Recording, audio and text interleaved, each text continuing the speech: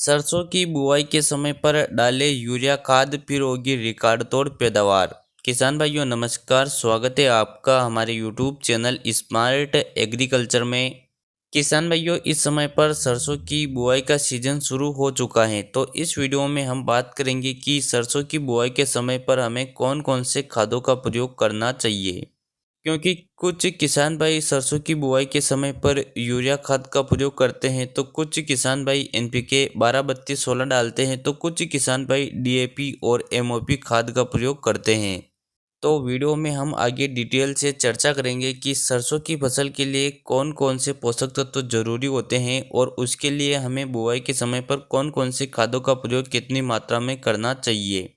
तो इसकी पूरी जानकारी के लिए आप वीडियो को बिना स्किप के अंत तक देखिए, और आप हमारे चैनल पर पहली बार आए हो तो नीचे दिए गए लाल अक्षरों के सब्सक्राइब के बटन पर क्लिक कर दीजिए और उसके पास में जो घंटी का निशान आया है उसे भी ज़रूर दबा दीजिए, ताकि हम जैसे नया वीडियो अपलोड करें उसका नोटिफिकेशन आपको तुरंत मिल जाए।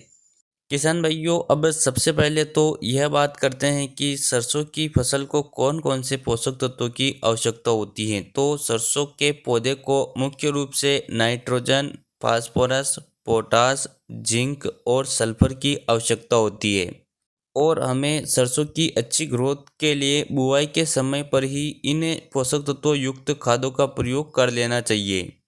तो चलिए अब बात करते हैं कि बुआई के समय पर हमें कौन कौन से खादों का प्रयोग करना चाहिए।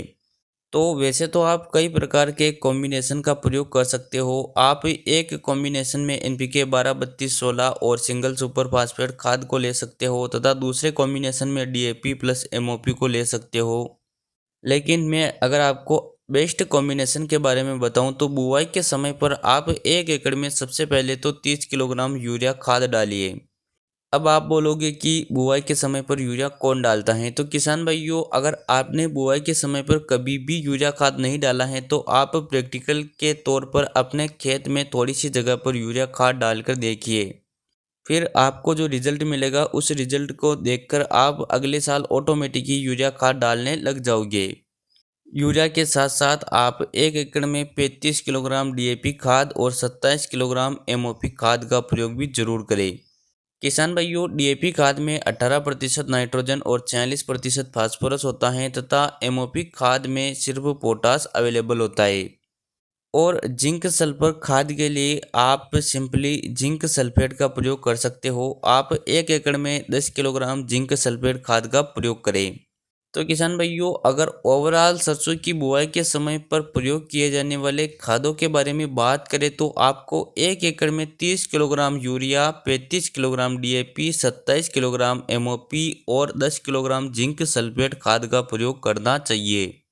तो इस वीडियो के बारे में आपकी क्या राय है, और आप सरसों की बुआई के समय पर कौन कौन से खादों का प्रयोग करते हो, कमेंट करके अवश्य बताइए। चलिए मिलते हैं अगले वीडियो में। जय जवान जय किसान।